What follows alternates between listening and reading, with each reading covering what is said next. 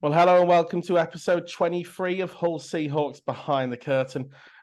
Double bumper episode this week. We did promise you Sam Town will be with us very, very shortly last week. We've made sure we got him as soon as we possibly could. Thanks very much for joining us, Sam. I understand it was very busy for last week for yourself, of course. Run up to half term. You'll be all over the place at the moment, won't you? Yeah, it's an interesting time for us all, but yeah, it's sort of come to an end now, thankfully. So yeah, glad to be on here tonight, lads. Thanks for having me. Not a problem at all, of course. The famous points man, or the purse man, as Martin once called you on commentary. I knew you were going to say that. I knew you were going Yeah, to say that. I've had a few people asking me about that too, if I've sort of magically changed career to a That postman. in my head, I was saying pointsman, pointsman, pointsman, and then it just came out postman. And then there was a brief pause. Then Connor went postman. Don't you mean pointsman? And then just like ripped me on. You pulled it well, to be fair, I think, Connor. yeah. You saved me there, to be fair. To be fair, lads, I've made it off my own back anyway, but I'll take the postman anyway. Do you know what I mean? I'll take the postman. We'll have it, lads. If we want to coin it, we can coin it. I did say you do always deliver, so I mean, we can have that. We can have that, can't we? I think so. Or if you did watch the Telford commentary the other week, Sam Toner. Yeah, I've heard about this. Yeah, I think there's a bit of a difficulty in pronouncing the last name down in Shropshire. I'm not too sure whether it's the dialect or just a lack of education, but we'll just leave that one out there for everybody to be the judge of. But no, it's great to have you on. And there's only one place to really kick off with, I think, Martin, isn't there? It's been a very busy few weeks, and it's great to have our captain back to discuss it. Yeah, absolutely. So basically, Sam, just want to talk about the season so far, how you think it's gone as captain and as a player, and like the team chemistry and the way the games have gone. What's your overview of it, basically?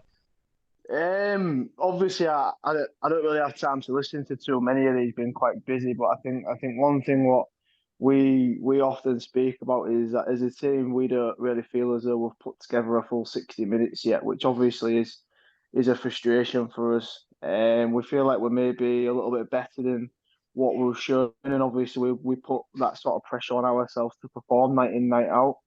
I think when you talk about chemistry, I think obviously we've had quite a few new lads come to the team this year. I think there are some combinations there from last year still, which are probably quite evident. But I think we are going to get there over the course of the next few weeks. I think obviously we've got a few people out the lineup at the minute, some to come back in. So when that happens, hopefully we start to see the combinations sort of happening. What maybe we saw more last weekend than obviously this weekend. Sorry, not last weekend, the weekend before last rather. And yeah, hopefully we can get back to winning ways this weekend against Solway. In terms of those first few games, it was a pretty hectic one. Matty, as I say, he's been with us on most of these podcasts. You're really giving him a hard time with the old heart, aren't you? Leaving these things last minute, taking these to overtime. I think it's exactly what you said. It's been tough to get a full 60, hasn't it? It's been 20, 40 of stellar performances and 20 of letting a team back in at times, and it's tough to really link it in this early in the season anyway, isn't it?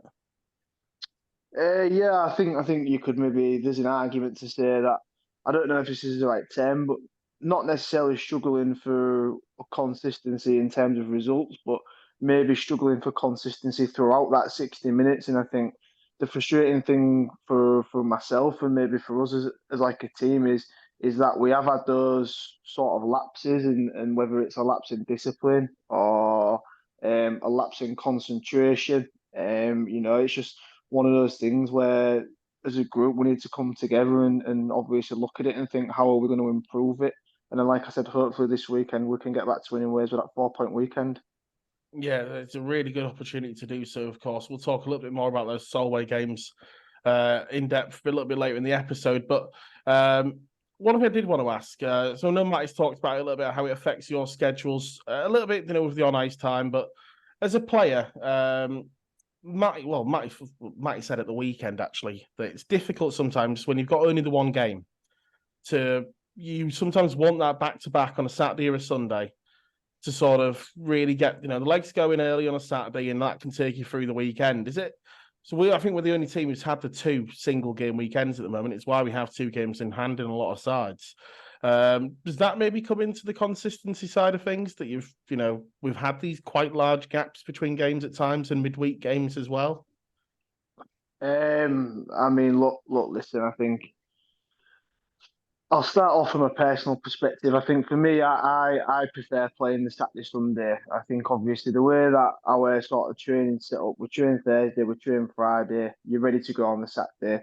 I think it does maybe disrupt that rhythm a little bit if you don't play on the Saturday, and then obviously, you need to try and keep yourself right. You need to try and keep yourself ready for the Sunday because obviously we don't have ice on the Saturday, which it is a bit frustrating. But I think on the other side of that, there's also like an argument to be said there that in theory you should maybe be fresher for the Sundays, particularly when the other teams played the Saturday night. So say for instance this weekend, I think the Bees was in Leeds on the Saturday night. They've had a lot of travel there.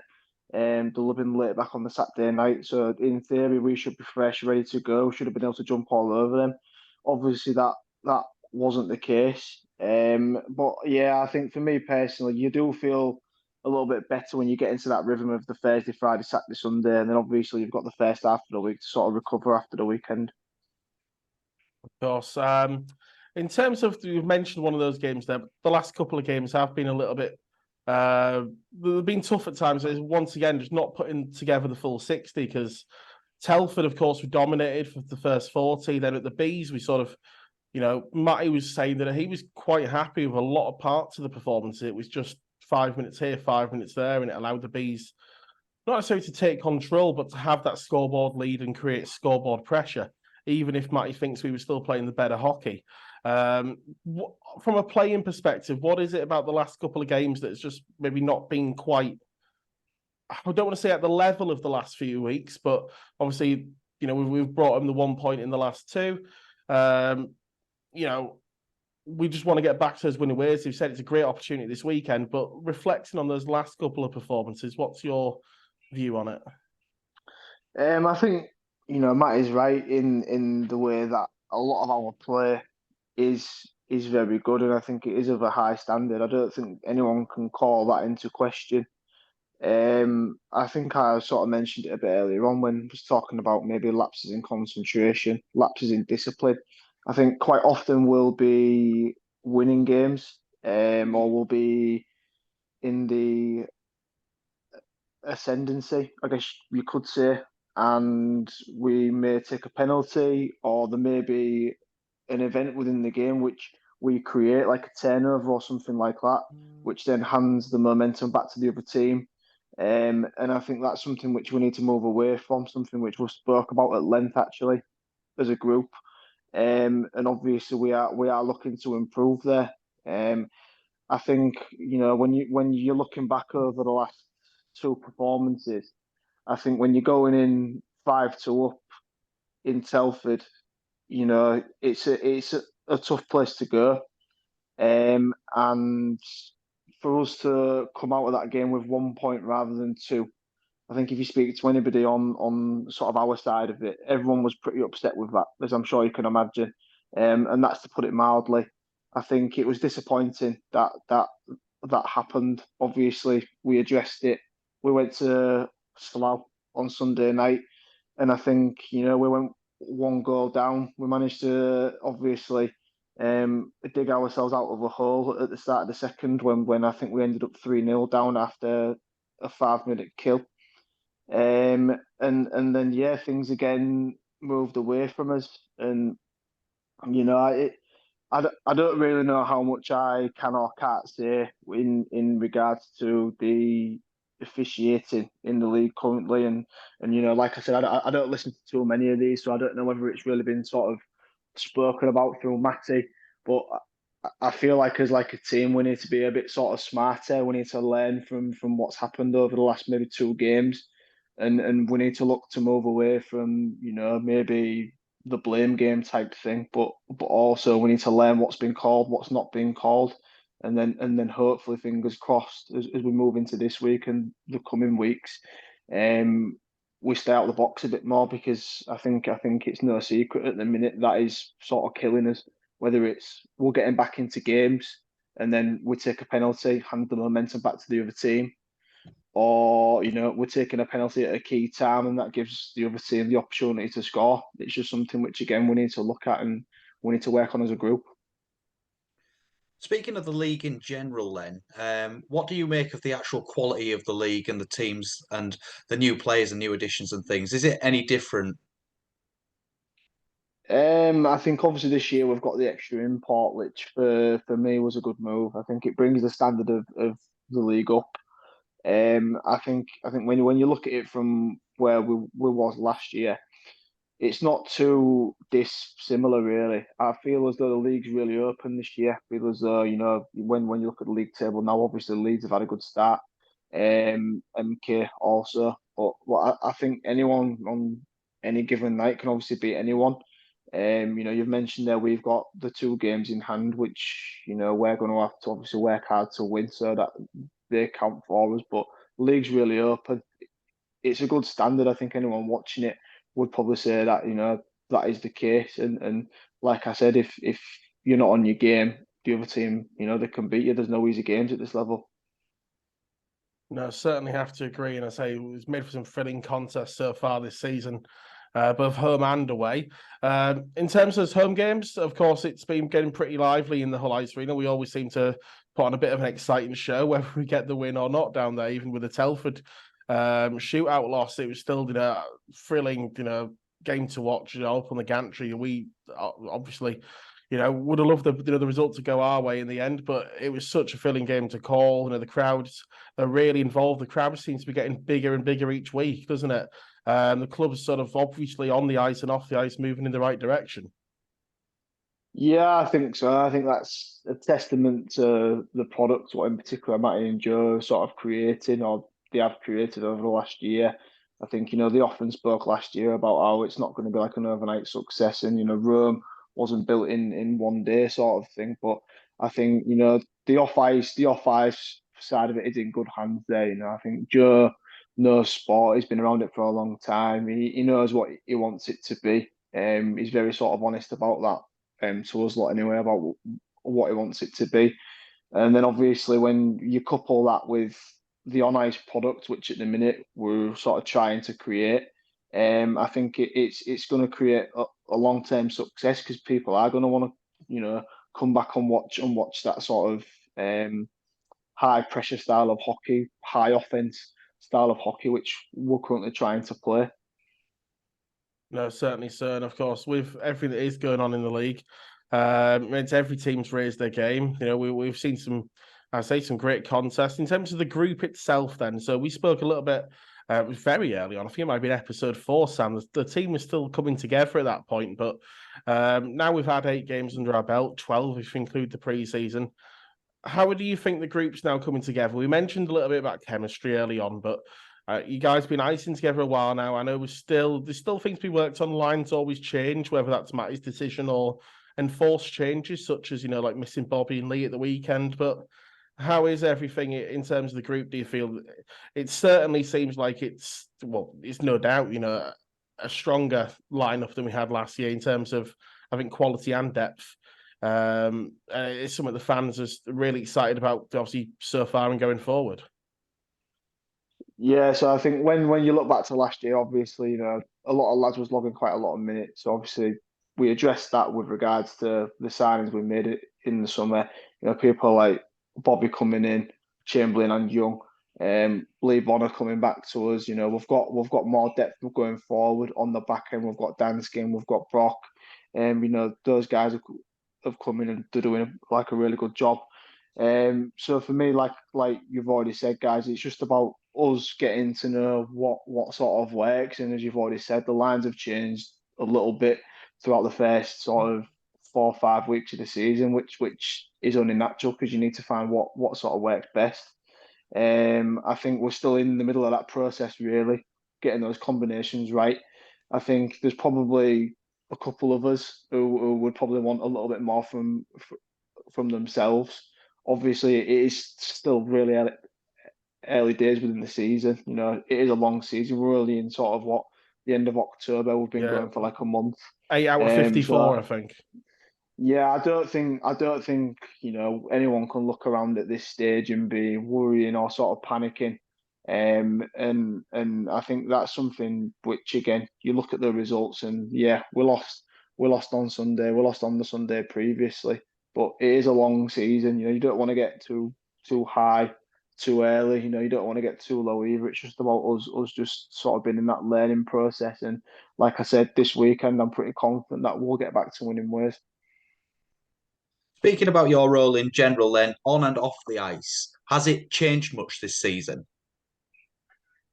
Um, Obviously, like I said, it is still sort of early days, and I feel like everyone's still getting to know what this is going to be about this year. I think obviously last year, we had a lot of young young players, and a lot of the responsibility fell onto people like myself, people like Deck, to try and lead the way. And it was very difficult at times because there was a lot of pressure there, and at times, no matter how sort of hard us and the young lads sort of tried there, we just quite simply didn't have enough. And I think this year it's very different in the way that we've got more sort of experience. We've got people who've played at this level for a long time, won leagues, won cups, and I think that going down the line, that is really going to help. Like I said to you, right now it's early days, so it's just about us finding what works as like a group. I'm not really one of these who tends to sort of shout, scream, talk a lot. I lead by example. I lead with my work rate, and that's no sort of secret. But obviously, if there is something what needs to be said, it will be said. But again, there's sort of plenty of people within that room who are willing to do that. It's not just me. We've got a pretty strong group of leaders in there anyway. And obviously, we just need to work together to obviously get the right sort of outcome for the club and for the team on the ice. Moving on to the Solway games at the weekend, we'll mention the journey first of all before we really break down the games. Of course, everyone's been saying Solway journey all throughout the summer ever since it was announced. So we did mention off air. It's only a pretty similar trip to Bristol actually in terms of distance and time as well. So you've all been there at this level. You've all been and done similar journeys. How tough are the longer journeys on the legs, and maybe also how tough are they the following day? Because obviously your game's not going to finish till about 5 p.m. face off, I think, on the Saturday, 5 or 6-ish. Game's not going Yeah, to I think it's finish. a 6 p.m. Yeah, I think it's a 6 p.m. So what game finishes at 9, probably get back for about sort of 2 a.m. time, maybe a little bit after. Look, I think one thing what I don't like doing is I don't like talking about travelling because if we think we've got it bad there, think about when teams such as sort of Swindon have to go to Solway. I think about what Solway have to go through when they have to do all those sort of southern trips. So I feel like it just needs to be sort of contextualised. It's just another challenge which we need to overcome. And we will do. I think a lot of us have been playing at this level for a lot of years now, and I think if you speak to myself, you speak to Det Barm, you speak to Bobby Chamberlain, we'll tell you about when we used to have to go to places like Fife, Edinburgh, Dundee. We used to have to go to Cardiff. You're talking Yeah. 5-6 hours on a bus, and that's tough. But at the end of the day, you've got to find a way to overcome it. That's what the good teams do. And I'm sure that we'll get there. Obviously, Sunday we fell foul. I don't think that was anything to do with the travel. I think it was more to do with what happened on the ice. But like I said, that'll be addressed, and then hopefully come Saturday we'll have the right sort of game plan, and we'll go into that game and get 2 points. Certainly, that's the plan. How have you? So I know it's very difficult for you to get to see, other teams' games, because you're often playing at the same time. But have you managed to watch any film? Have you caught any, highlights on YouTube? Just general thoughts on Solway, because obviously they're in a similar boat to where we were last year, entering the league. Of course, they were an established team, moving up, but obviously moving up from NIHL 1. Slightly different journey in that case, but they've come to National Division. It's a huge step up from NIHL 1. They had a really tough start. They got a double win weekend 2 weeks ago. And then I say last week, they faltered to 2 losses again, arguably to 2 of the better sides in the league in Leeds and MK. But I say they slowly seem to be getting to grips with this league again, don't they? Yeah, I think one thing what has always been recognised about Solway is that they've got quite a good sort of pool of talent up there, and you know they those boys can play. Let's make no ways about it. I think obviously there was going to have a slight period where maybe there wasn't at the races because a lot of them have not really played at this level before, sort of consistently. Obviously, a few years ago we dropped down to sort of what was their league, and you know they gave us a few good games, albeit a few times we did beat them quite sort of comprehensively. You know, they showed that they was able to compete with us, albeit maybe not for 60 minutes. But you know, they've made some good signings there. You know, they've got some players who have obviously played in the Elite League for a number of years. From what I can gather, their imports are of a good standard. And they've got some young Brits as well who look good. So I think there's something which so they're a team which we can't take lightly. But then that being said, I feel as though if we play the right way, we play the game which we know we can play, we should be able to leave there with 2 points definitely. And then, of course, the reverse fixture here on the Sunday. It's a bit of a Halloween special. I know you guys won't be taking too much involvement in that one, but it should sort of even help just to make it an even bigger bumper crowd. You know, there's no other sports on that day, no other sports that day. There's no rugby to contend with, no football. Hull Fair's out the way. People can concentrate and get down to the rink Sunday evening, can't they? Yeah, I think obviously you mentioned it earlier. The crowds have been getting larger sort of every weekend, and I think the product what we're putting out there now it is really competitive with those other sports there. I think obviously everyone wants to come and see a winning team, and you know obviously we've not lost in regulation at home, and we have like a motto: we don't lose at home, and that's something which you know we are going to stick to there. I don't think anyone should really come into our building and take 2 points. You know, we was really disappointed when Telford did that, and we felt as though they shouldn't have. You know, we outplayed them, and that should be a thing which the fans see throughout the season. Teams are going to come to our ring; they will get outplayed, and we are going to put on a show for our fans. No, and as you say, the product on the ice is brilliant. The product off the ice as well. You know, they're always adding things as well. It's great to see. We've mentioned, of course, these all the things they do already on the socials. The things like these special events. Skate with the Players is coming up again soon. The Halloween fancy dress that they've got coming up. But I've got to mention it. We mentioned it off air. We had a bit of a laugh and a joke about it. The TikTok has only just started this last week. Yeah. You guys seem to have been having some fun on that one pretty early. Yeah, TikTok's good value. Obviously for us, it's just another opportunity to get after Tom Barry. Which you know, if you speak to any of the lads, you know, needs doing. There's a bit of a, in fact, I won't say there is a bit of a running joke. I think Baz is the running joke at the minute, bless him. Within the team, but he's good value. You know, he's coming. He's fitting well. Probably got a little bit too much to say on some nights. But yeah, he's coming in and he's currently doing a great job. But you know, like Willie said within that video, he needs to stop buying his clothes in Turkey, I think. No, it's great. I think all the fans, of course, you know, a lot of the fans do get to know you guys, you know, off the ice as well at times. They get to see you in and around the rink and at these events, but it just allows that extra little insight that I think the fans just enjoy. I know they get to see a little bit more about you in your program notes. Someone did actually ask me on Facebook to ask you, do you know yet if Jordan Fisher counts as a celebrity? Have you worked that one out yet? Um, yeah, I mean he looks like one. You know, he's probably good looking enough to be one, even though you know he does have a missing tooth. It he still brings the team average up if you know what I'm saying, guys. But yeah, I mean whether he's a celebrity or not, I guess I'll let the rest of the fan base decide that. No, and I say they have really enjoyed that side of things, you know, and those involved in it on the media team. Both Callum and Emma are doing a fantastic job at the moment. Yeah, I mean those guys do a great job, don't they?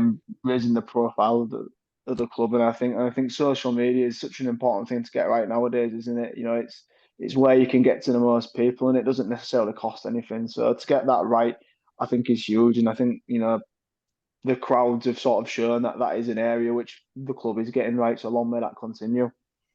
No, certainly, sir. And of course, catch up on all that through all the social medias. Make sure you're also checking out the live streams, the podcast, and everything that the club does have to offer. It is that time, Sam, where we get to for a few fan submitted questions at you. I do luckily have one hockey related one this week, but our fans have really gone to town just for you, I think, in making sure we've got some slightly out of the ordinary questions this week. I'll throw this first one in there. I'll start with the hockey one. Jenny's asked, other than Hull, favourite rink to play in? In this league or just in general? We'll take one of each. We'll take one of each, yeah. Well, I can tell you what my least favourite league is in this rink, and it's Peterborough. That's for sure. I couldn't see the warm-ups last time we were there.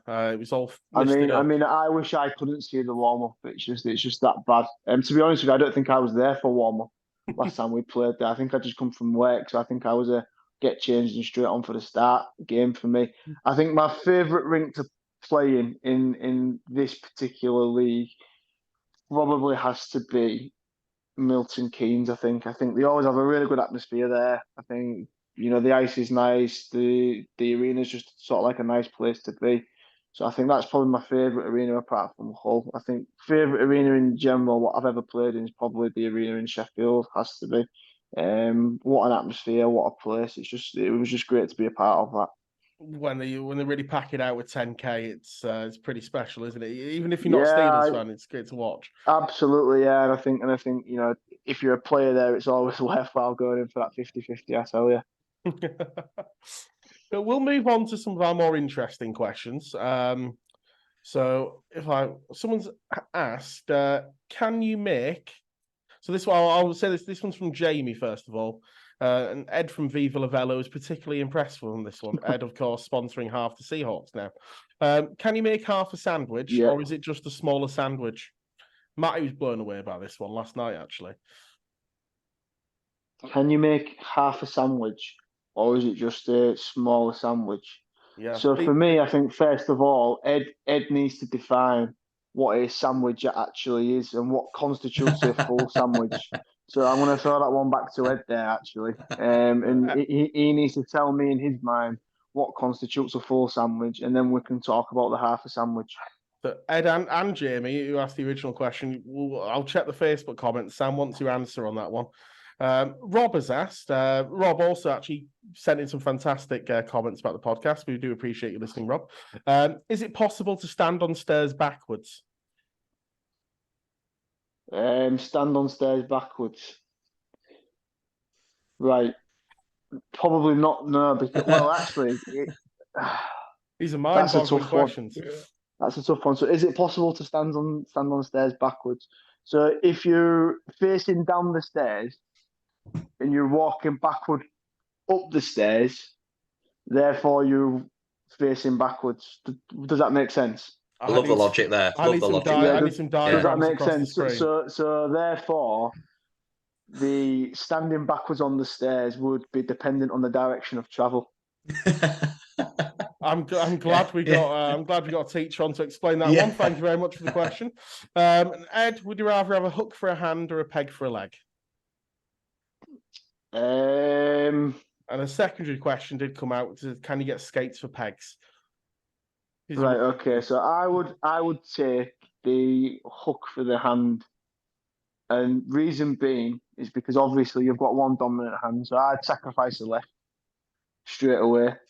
And then the hook would be primarily used for things like carrying shopping bags, and just holding general miscellaneous items. But I'd obviously have to get a bit of adaptation done at home and things like that. But the peg legs are no go.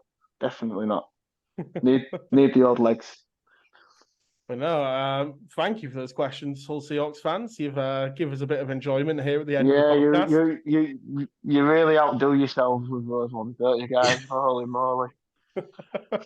It's my favourite part of the week, putting out this post asking first questions, because you get bombarded with some weird and wonderful ones. Do you know what? Those wasn't even that bad actually. I was expecting some very interesting ones there. I What think was the there's other part to that question? Something about escape for a peg. Yeah, someone said, would you need escape for a peg if you was to choose that option? Could you potentially fashion the peg into escape? You got all the answers. And that's why you're captain, I think, Sam. You've got all the answers. Yeah, there we go. There we go. Must be the case. But it's been fantastic to have you on the show, and I think Sam's just set you all a challenge for when next time he's on. He wants even better questions from you all. You've got to get one that's really going to stump him. Although I think the sandwich one may have got him. No. I think we just need some clarification on the actual context of a full sandwich first. And I think once we have that from the guys at Viva Velo, there we can delve into that one a little bit deeper, definitely. Once we've got some specificity, you'll give us the answer. But Absolutely. It's been great. We need specifics. It's been great to have you on the show, Sam. Fantastic as always. Looking forward to catching up with you again soon. And of course, best of luck to the trip to Solway. And we'll be sure to see you at the rink on Sunday as well. Got to say thanks very much to Martin as well. It's been great to have you both to join us, fellas. That's been great, and I've actually guys. survived the full podcast this week. My connection from Mars isn't too bad at the minute. Actually, it's good. It's good.